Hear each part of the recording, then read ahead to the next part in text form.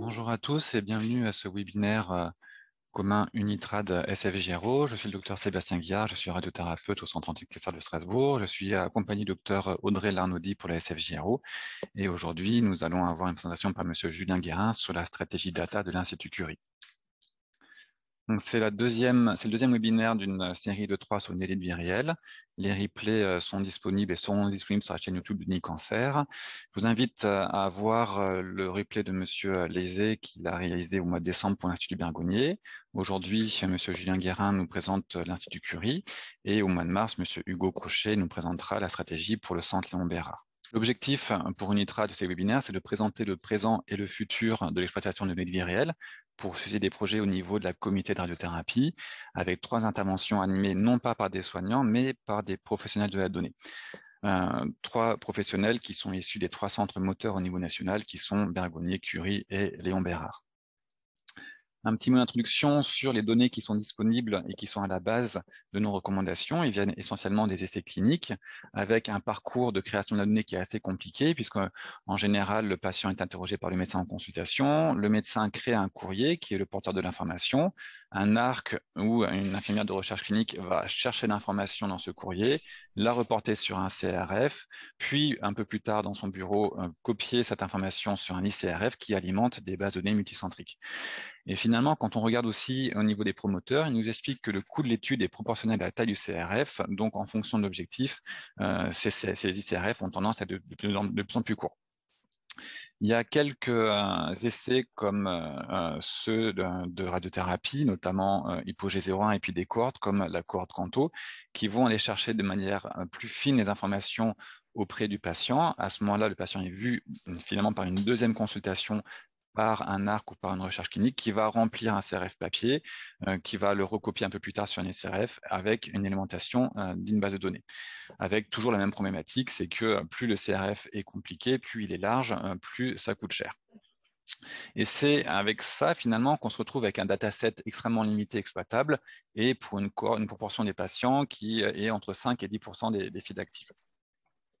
Donc avec mon collègue, le docteur Clavier, on a commencé à réfléchir en 2015 sur comment chanter cette partie ARC et CRF, qui est finalement la plus coûteuse, en alimentant directement des bases de données issues des consultations. Donc, c'est ce qu'on a fait avec notre projet de data farming sur Mosaic et puis bientôt sur Aria. Et on arrive pour 100% des patients à attraper, à produire de l'information pour 7 à 40 items par consultation. Ça dépend un peu des consultations avec un coût unitaire très faible. Et on est rentré petit à petit avec cette méthodologie dans les données de vie réelle. Donc en 2016, on a voulu s'étendre un petit peu avec la recherche de partenaires pour ne pas rester uniquement sur le centre de Strasbourg. Donc on a pris notre téléphone et appelé pas mal de monde. On a appelé Electa qui nous a tout à fait soutenus en diffusant les formulaires et puis en nous aidant à sortir les données de Mosaic. Variant aussi était très intéressé avec la promesse d'adapter ARIA pour la saisie de l'institution. C'est un travail qui est en cours. On a contacté la SFRO qui est notre société savante, mais on n'a pas eu de réponse. On a présenté notre projet à l'INCA, mais il n'y a pas eu de suite. Et puis, on a présenté évidemment notre travail à Unicancer, qui nous a orienté logiquement vers Unitrad, le groupe de radiothérapie d'Unicancer, que j'ai découvert à ce moment-là, alors que ça faisait quand même 10 ans que j'étais dans un centre anti-cancer. Et puis, Unicancer m'a dirigé vers un projet parallèle qui avait comme mission d'intégrer en multicentrique des bases de données multimétiers, qui est Consort. Donc, j'ai été invité à une réunion au Centre Léon Bérard avec les créateurs et les promoteurs de Consort et j'ai découvert à ce moment-là une communauté de médecins et puis de techniciens spécialistes de la donnée qui avaient comme mission, qui avaient comme travail, qui avaient comme financement d'intégrer les données multimétiers de chirurgie, de chimiothérapie, de radiologie, d'anapath dans des bases de données multicentriques exploitables. Donc, c'était très intéressant parce que j'ignorais complètement que ça existait. Et j'ai pris plein de notes, notamment les conseils de Julien Guérin sur la suite. Donc, je suis revenu dans mon centre et on a travaillé avec le comité des radiothérapeutes pour étendre notre méthode de data farming, encore une fois pour chanter la partie ICRF et ARC en exploitant les données de vie réelle. Et c'est ce qui a donné un certain nombre de publications que j'ai introduit au dernier webinaire. Donc, concernant l'intégration de notre travail métier dans un ensemble plus large, dans Consort, il ne s'est rien passé entre 2017 et 2021. Et puis en 2022, Julien Guérin, encore lui, nous a appelés pour nous proposer de travailler sur un dataset pour la radiothérapie avec un set de données qui devrait être interopérable sous un format FHIR dans le projet MedOsiris. Je ne vais pas le détailler aujourd'hui, je pense qu'on fera un webinaire là-dessus et c'est un travail qui est en cours en ce début 2023. Donc, les lessons learned sur notre travail des données de vie réelle, c'est que exploiter ces données de vie réelle, c'est important. C'est fait par les oncologues médicaux en routine depuis quelques années. C'est un processus qui est très lent puisque le début de la réflexion de Consort date de 2012, donc on est à 11 ans maintenant, et c'est coûteux en investissement. Pour que la radiothérapie au sens large soit dans ce mouvement, il faut plusieurs choses. Il faut apporter des projets, il faut apporter de l'argent, il faut travailler avec nos éditeurs sur l'extraction des données, nos logiciels métiers, et il faut connaître les dynamiques en cours. Et c'est l'objectif de ce webinaire, connaître les dynamiques en cours. C'est pour ça que je vais passer maintenant la parole à Julien Guérin, qui va nous présenter donc la stratégie data pour l'Institut Curie. Merci Sébastien. Je suis Julien Guérin, je suis le directeur des données de l'Institut Curie et donc je remercie le groupe Unitrad et la SFJRO pour cette invitation pour présenter du coup la stratégie data de l'Institut Curie. Donc pour démarrer, une genèse un petit peu ou une définition déjà sur la question des données de vie réelle, donc que j'ai repris d'un rapport issu qui avait été rendu pour le ministère de Marisol Touraine à l'époque, et donc qui définit la donnée de vie réelle sous cette forme, que les données de vie réelle sont finalement des données qui sont aujourd'hui sans intervention sur les modalités usuelles de prise en charge des malades et qui ne sont pas collectées dans un cadre expérimental, et qui par ailleurs sont générées à l'occasion des soins réalisés en routine pour un patient, ce qui reflète la pratique courante. Ce sont des données qui peuvent provenir de sources multiples, hein, soit les DPI, des sources d'informations qui sont utilisées pour le remboursement ou collectées de manière spécifique, voire même aujourd'hui en exploitant le web, les réseaux sociaux et de plus en plus la question des objets connectés. Et donc ça, aujourd'hui, ça met vraiment en avant ce qu'est une donnée de vie réelle et pourquoi finalement on a besoin au sein d'un établissement de se structurer pour la traiter, parce que finalement, ce n'est pas une donnée qui est produite dans une finalité de recherche, c'est une donnée qui est produite dans une finalité de soins, et que donc pour pouvoir envisager une réutilisation secondaire de ces données en recherche, il y a tout un travail à faire pour transformer cette donnée produite par le soin pour aller vers la recherche. Et l'autre aspect et l'autre intérêt des données de vie réelle, mais ça avait déjà été rappelé lors de la dernière présentation faite par Iran, c'est que finalement, entre une donnée de vie réelle et les essais cliniques, il y a quand même un apport important, puisque finalement, le constat, c'est que dans les essais cliniques, même s'il s'agit d'un gold standard en termes de démonstration scientifique, c'est loin de refléter aujourd'hui la population réellement traitée en pratique courante, et donc il y a la nécessité d'utiliser les données de vie réelle pour compléter finalement les analyses.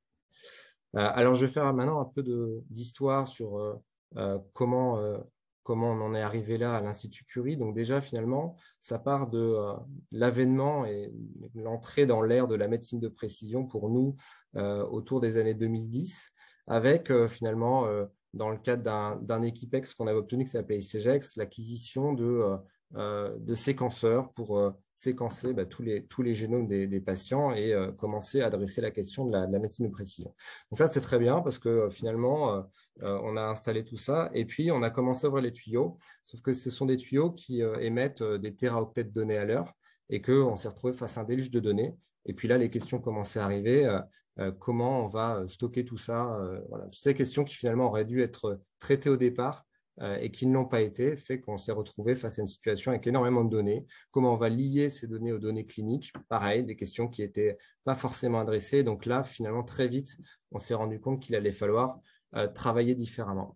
Donc là, moi, je suis arrivé finalement en 2013 à l'Institut Curie avec un objectif qui était de pouvoir faire l'état des lieux justement sur ces données clinico-biologiques institutionnelles et de voir comment on pouvait réussir à les traiter de manière efficace. Donc, le constat, c'est qu'on était face à des données extrêmement silotées, hétérogènes, et que, surtout, on avait un besoin infini de ressources pour pouvoir traiter tout ça. Donc, on a fait un rapport qui a conduit à une mission d'audit externe en 2015, et cette mission d'audit, elle a conclu finalement qu'il était nécessaire de créer une structure dédiée pour pouvoir réussir à adresser la question des data à l'Institut Curie.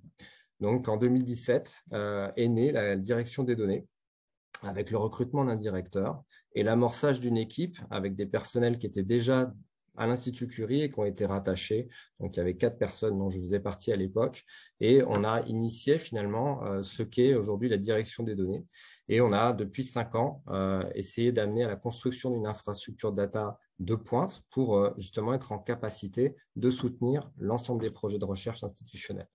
Et donc, on en est aujourd'hui en 2022-2023 sur une étape plus réglementaire autour de la déclaration finalement de cet entrepôt de données de santé en lien avec le référentiel EDS qui a été publié par la CNIL au printemps ou à la fin de l'année 2021. Alors aujourd'hui, cette équipe, elle a beaucoup grossi, elle est constituée de 15 personnes avec 2 équipes, une équipe qu'on appelle la Data Factory et qui est finalement l'équipe aujourd'hui des personnes qui développent, qui architecturent finalement toute l'infrastructure data et une équipe de data managers ou d'ARC qui finalement sont là, eux, pour apporter toute l'expertise sur l'interprétation des données médicales, sur la relecture des dossiers, pour justement être en capacité soit de produire des datasets, soit de produire finalement des contrôles qualité sur l'information qui, par ailleurs, est agrégée et produite par l'équipe de la Data Factory. Notre modèle économique aujourd'hui, c'est un point important, puisqu'effectivement, on est structuré et financé à hauteur d'à peu près la moitié par les fonds propres de l'Institut et une autre moitié sur finalement la nécessité de participer à des appels à projets, de signer des contrats avec les partenariats industriels et donc notre direction de la valorisation, et puis une part où finalement on fait de la refacturation interne en charge de personnel puisqu'on contribue sur des projets de recherche qui sont portés par d'autres PI. Et en termes de fonctionnement et de charge, eh bien, on se rend compte, et ça c'est assez marquant, c'est que finalement 87% de nos charges concernent des ressources humaines. Et c'est bien là le nerf de la guerre. Aujourd'hui, il ne faut pas penser qu'une direction des données va consommer énormément de dépenses sur les questions d'infrastructure, puisqu'aujourd'hui, ce sont des choses qui sont principalement mutualisées, voire virtualisées. Et donc, effectivement, le nerf de la guerre, quand on veut conduire cette question autour des data, c'est bien les ressources humaines. Donc, notre approche data, elle repose sur plusieurs points. Donc déjà, le fait que ce soit conduit par une vision médicale et scientifique. Donc, on doit avoir des médecins et des chercheurs autour de nous pour nous conduire et nous aiguiller dans les besoins. C'est fondamental. D'avoir une pierre angulaire aussi autour de ça qui est aujourd'hui notre DPI et qui contient plus de 580 000 patients dossiers.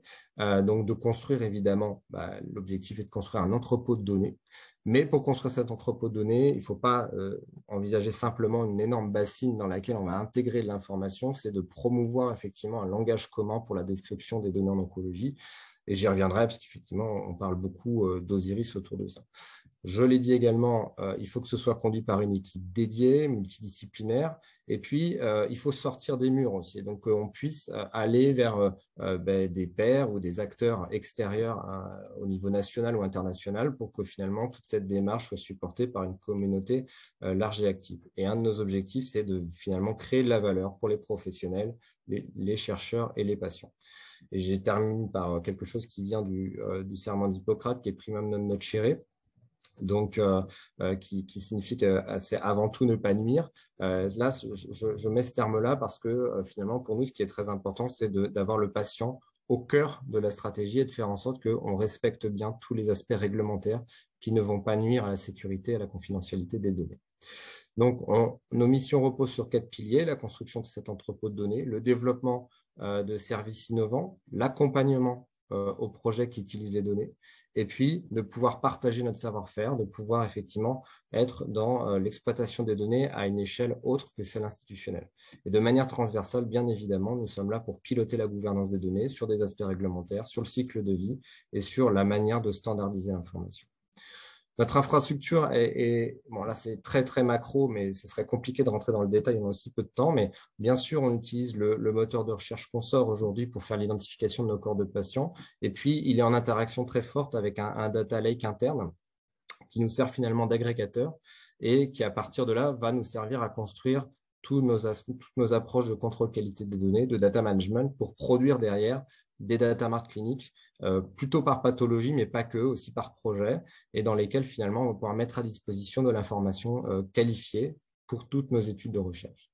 Donc là, c'est le périmètre de données. Je vais passer assez vite, mais on agrège globalement tous les comptes rendus médicaux, les données du CRB, les données d'ACP, le PAX, les essais cliniques, les biologies cliniques. Tout ça représente entre 15 et 20 millions de documents aujourd'hui qui sont traités de manière effectivement journalière, parce qu'on agrège toujours les informations issues de la veille dans notre entrepôt, et donc toute cette information est raffinée quotidiennement. Je voudrais aborder aussi un point important, c'est que finalement, dans la démarche institutionnelle, il est très important d'avoir une sorte de guichet unique. Et donc, à ce titre, on a construit également une démarche réglementaire pour pouvoir permettre aux acteurs de soumettre leurs projets. Donc, on a un portail qui s'appelle Poésie aujourd'hui, et au sein duquel, finalement, chaque acteur peut venir soumettre sa demande de projet. Cette demande de projet va être évaluée aussi bien d'un point de vue juridique que d'un point de vue réglementaire DPO, sur la question aussi des données qui sont à mettre à disposition.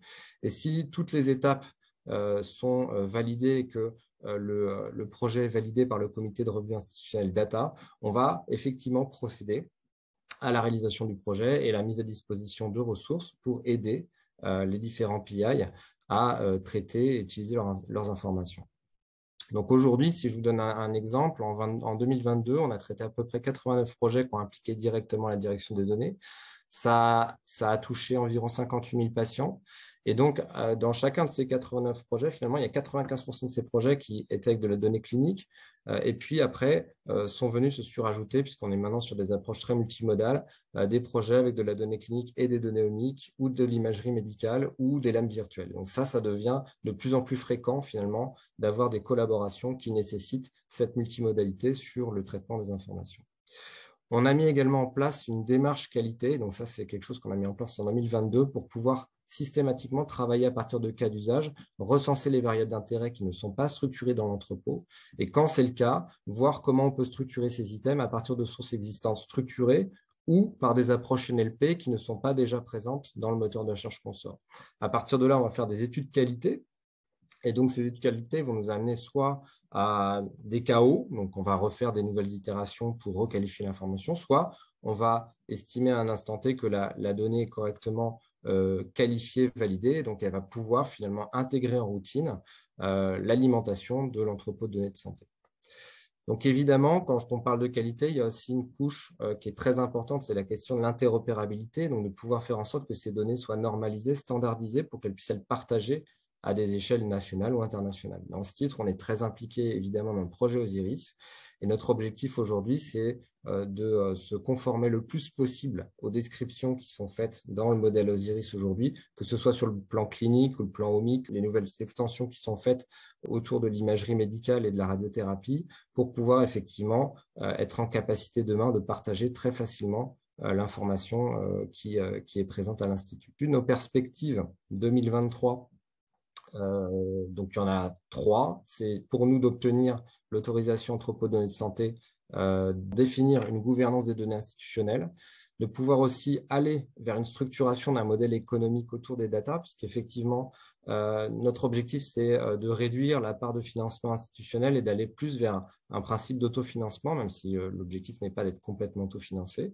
Et puis, on sera extrêmement engagé dans les 3 prochaines années avec des actions qui sont au niveau national, le Paris-Saclay Cancer Cluster, l'appel à projet EDS qui est porté par Unicancer et qui s'appelle OnCodes, et puis le projet OncoLab qui a été récemment signé avec l'Institut Bergonié, l'Institut universitaire du cancéropole de Toulouse, et puis l'INRIA et des structures comme Okin et Arcan. Quelques facteurs de succès pour donner des messages pour repartir. Si effectivement vous souhaitez vous engager dans ce type de démarche, ce qui est très important, c'est que votre stratégie soit soutenue très fortement par l'institution, qu'il y ait la mise en place d'une équipe dédiée, qu'il y ait l'implication autour de cette équipe de tous les acteurs institutionnels, en particulier la direction évidemment, mais également la DSI, la direction juridique, le DPO, les RSSI et la DRCI, qui sont des acteurs qui vont devoir être impliqués dans cette construction stratégique de l'entrepôt de données de santé. Évidemment, la gouvernance est un élément important et surtout, ne pas négliger les aspects réglementaires qui sont un point qui prend beaucoup de temps, mais qui doit être nécessairement adressé. Et sur la donnée elle-même, ce qui est très important, c'est de pouvoir placer le sujet de la qualité et de l'interopérabilité au cœur de l'approche, puisqu'effectivement, on ne pourra plus travailler seul demain. Il faut absolument réfléchir à l'échelle multicentrique pour pouvoir manipuler l'information. Et donc, de pouvoir s'appuyer sur des réseaux ou toute autre initiative nationale ou internationale. Voilà, je suis allé extrêmement vite, j'en suis désolé, mais je serais ravi de répondre aux questions. Merci. Merci pour cette présentation qui est extrêmement complète et pour le travail réalisé depuis une dizaine d'années qui est particulièrement impressionnant. Est-ce qu'il serait possible de décrire un projet académique et un projet industriel que vous avez pu porter à l'Institut Curie? Si je prends un exemple, par exemple, sur le cancer du poumon, on va typiquement nous demander de retrouver des patients qui ont eu certains types d'altérations moléculaires et qui ont été traités par des inhibiteurs de tyrosine kinase dans le cadre d'adénocarcinome pulmonaire. Et donc, du coup, là, effectivement, on va nous demander de mettre à disposition des sets de données cliniques, de l'imagerie médicale spécifique, que ce soit des IRM, des TEP scans. Et donc, à ce titre-là, ce qu'on fait, c'est qu'effectivement, on fait d'abord une évaluation des cohortes de patients dont on dispose, de la charge que ça peut représenter de construire la mise à disposition de ce dataset, aussi bien pour l'extraction des images que pour les données cliniques. Et à partir de là, effectivement, on est vraiment dans un accompagnement rapproché du PI pour conduire le projet. Un projet industriel, il y a des projets un peu de deux types. On a des projets type CRO, où en gros, là, c'est assez simple. C'est des CRO qui nous contactent, qui ont des clients qui veulent des données. Et donc là, effectivement, on va avoir plutôt un travail de data provider pour fournir des datasets spécifiques.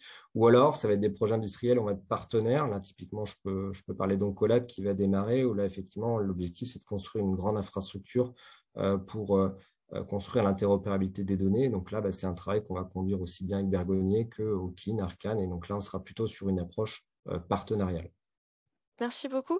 Et comment est-ce qu'on pourrait suivre tout le travail justement que vous êtes en train de réaliser à l'Institut Curie? Est-ce que vous avez une newsletter dédiée? Est-ce que vous avez des publications sur les réseaux justement pour montrer à d'autres centres les possibilités de projet et peut-être pouvoir s'y... On n'a pas de newsletter. Je trouve que je vais noter ce point parce que je pense que c'est effectivement une très bonne idée. Et il y aura des supports qu'on produira. On essaye aussi beaucoup de documenter ce qu'on fait. Je pense surtout sur les aspects techniques parce que notre vocation, c'est d'aller vers de l'open source. Donc, ce qu'on développe aussi, on a un GitHub. Alors, pour les non-techniciens, ça va être un peu compliqué à comprendre, mais c'est un dépôt où on peut mettre des sources de code informatique. Et donc, on a déjà ce GitHub qui est disponible et il y a un certain nombre de projets ou autres développés chez nous qui sont déjà disponibles dans le domaine public. Donc, on continuera ça aussi pour permettre à la communauté de s'emparer de ce qui a été développé. De très belles perspectives. J'avais une question du docteur Liem sur le problème du modèle économique non basé sur les fonds de l'Institut. La question, c'est par rapport au financement. Vous dites que vous voulez évoluer vers un système qui n'est pas basé sur les fonds propres de votre institution, ce qui est quand même salutaire. À ce moment-là, la question, c'est où trouver l'argent dans le cadre de partenaires industriels et est-ce que, entre guillemets, il y aurait peut-être des industriels qui seraient intéressés par des questions de données que vous pourriez valoriser, revendre et vous financer par rapport à ça, ou c'est du financement uniquement public sur des fonds régionaux, nationaux, européens ou autres? Voilà, c'était l'arrière-pensée. C'est vrai que l'enjeu du financement, ça reste le nerf de la guerre, là. Les deux, en fait. C'est vrai qu'aujourd'hui, on essaie d'être présent sur de nombreux appels à projets. Là, typiquement, je parlais du projet Oncolab, c'est des fonds BPI très importants qu'on va obtenir. Donc, ça va nous aider à pouvoir développer la structure pendant près de 3 ans. Donc, on est très présent sur ce terrain-là. Donc, on suit énormément les appels à projets. On essaye de développer une cellule un peu dans l'équipe pour être vraiment présent dans toutes les soumissions qui concernent la question des données. Et puis après, oui, évidemment, on essaye, quand on a des acteurs industriels qui viennent nous voir, d'avoir vraiment des discussions sur ce volet data, parce que ça représente effectivement une grosse part aussi potentielle de financement. Là, c'est un travail qui est moins conduit en direct avec la direction des données. C'est la direction de la valorisation chez nous qui s'occupe de ça, mais qui aujourd'hui a dans ses prérogatives la nécessité de trouver des voies de financement pour financer la stratégie data de l'Institut. Quelque chose par rapport à la com. Avec l'EDS, on va avoir aussi un nouveau site web qui sera public et qui justement sera, j'espère, une mine d'informations pour expliquer ce que contient cet entrepôt de données de santé et comment on peut en exploiter les données. Concernant la com, moi, je vous conseille à tout le monde de suivre Julien sur LinkedIn parce que c'est une source d'information qui est extrêmement intéressante sur ce que tu republies, les webinaires auxquels tu participes et moi, je trouve ça très inspirant. Sinon, en fait, parmi les questions, il y en avait une sur comment est-ce que cela pourrait se développer pour Unitrad. Par quoi pourrait-on commencer pour avoir une interopérabilité multicentrique sur les données en radiothérapie? Il faut déjà des acteurs médicaux qui aient une appétence pour ça. C'est le point prépondérant, c'est que dans chaque domaine, on voit que ça n'avance que quand on a un acteur métier qui a envie de se pencher sur ces sujets et de porter les choses. Ça, c'est la priorité. Et après, effectivement, il faut s'allier avec des personnes qui sont peut-être plus sur le côté data et qui vont être capables d'amener des questions de modèles, de gestion de la donnée. Et donc, c'est ce qu'on essaye de faire, nous, un petit peu avec le groupe Osiris aujourd'hui et avec tous les travaux qu'on est en train de conduire là, autour de la radiothérapie. Et je sais que Vincent était connecté et qui porte beaucoup ce sujet-là aujourd'hui. Donc voilà, c'est des éléments extrêmement importants. Et derrière, une fois qu'on a un peu cet alliage entre le médecin, le métier et puis la partie technique, là, effectivement, on peut commencer à concevoir les choses. Il y avait aussi un message de Renaud Chiappa. Je ne sais pas s'il est connecté ou si Oui, son je suis partager. connecté. Bonjour Renaud Schiappa, je suis content de la Glassine. Salut Julien. Super présentation. Ouais, ça va dans le sens de la plus de communication, effectivement. Je trouve qu'il y a un manque très fort de retour d'expérience de création d'entrepôt. Là, il y a Lille, je crois qu'on a sorti un peu sur l'anesthésie. Mais en fait, il y a, comme tu disais, là, il y a beaucoup de règles à respecter par la CNIL, etc., pour créer l'entrepôt. Et plutôt que de se poser tous les mêmes questions et d'apporter peut-être des réponses différentes, etc., bénéficier du retour d'expérience des plus gros centres, ça serait un vrai plus pour les centres de taille moyenne ou plus petites comme les nôtres, quoi. On n'a pas forcément les moyens d'avoir la même équipe et donc c'est vrai que du coup au sein d'Unicancer déjà, tu vois, c'est tu le sais, hein, je le demande régulièrement aussi à Unicancer, à la direction des data, mais qu'on a plus une approche globale ou des retours d'expérience un peu plus concrets, quoi. Sur les aspects réglementaires, là, nous, on est en train de travailler avec Unicancer justement sur la question de l'analyse d'impact, donc la IPD pour Consort, parce que Consort va faire partie de notre stratégie entrepôt de données de santé. Or, l'outil, aujourd'hui, on a besoin d'avoir son AIPD pour pouvoir soumettre une demande à la CNIL. Donc, ce qu'on a défini avec Unicancer, c'est que ce travail, on va le conduire et que la IPD Consort, elle sera disponible. Alors, je sais que Nice n'est pas forcément dans Consort aujourd'hui, mais après, pour tous ceux qui disposent de Consort, en tout cas, la IPD, elle sera normalement mutualisée, elle sera disponible pour tous les centres qui, derrière, auront une volonté d'aller vers une soumission à la CNIL.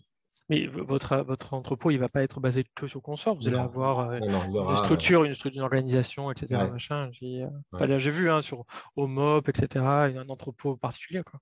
Oui, il y aura plusieurs briques. C'est pas quelque chose. Un entrepôt de données de santé, c'est pas quelque chose de monolithique avec juste une grande base de données. C'est un ensemble d'éléments qui vont conjointement servir à l'exploitation secondaire des données. Donc, mais nous, on sera là, on est dans le jus, hein, donc c'est compliqué. Mais quand on sera sorti de cette phase-là, je pense qu'on essaiera de communiquer au maximum pour justement expliquer, faire ce retour d'expérience sur les obstacles qu'on a rencontrés et comment on a essayé de les solutionner. Typiquement, c'est l'interprétation de la CNIL, c'est quelque chose de très important. Nous, on est vraiment en train de se creuser la tête parce que le référentiel est tellement restrictif aujourd'hui qu'on n'est pas capable de l'atteindre. Donc, on va forcément avoir des écarts par rapport à ce référentiel. Et donc, on doit aujourd'hui être en mesure de justifier pourquoi on va maintenir ces écarts-là et comment on va assurer la sécurité malgré tout. Donc, si ça passait, si ces écarts passent, je pense que je serais ravi de les communiquer aux autres pour que vous puissiez faire la même chose. Avoir les mêmes écarts. Exactement. Ça me va comme stratégie. Il y a plein de sujets liés à notre utilisation des données en cancérologie qui ne matchent pas avec le référentiel aujourd'hui et c'est compliqué. Ça marche. Merci Julien. Merci pour toutes ces questions et cette présentation. Félicitations pour votre travail qui est impressionnant et j'espère que plusieurs centres pourront se joindre dans cette dynamique. En tout cas, je serais ravi déjà de partager la présentation. Et puis, bon, c'est allé extrêmement vite. Et s'il y avait des points parce que chacun des points que j'ai évoqués là, c'est quasiment une présentation en soi. Donc, s'il y avait des choses à redécrire ou à réévoquer avec certains, n'hésitez pas à me contacter ou passer par Nitrad ou Sébastien pour le point de contact. Et ce sera avec plaisir. Oui, merci beaucoup Julien. Et puis moi, je vous donne rendez-vous au mois de mars avec Monsieur Hugo Crochet pour le Centre Léon Bérard. Et merci à tous de votre présence.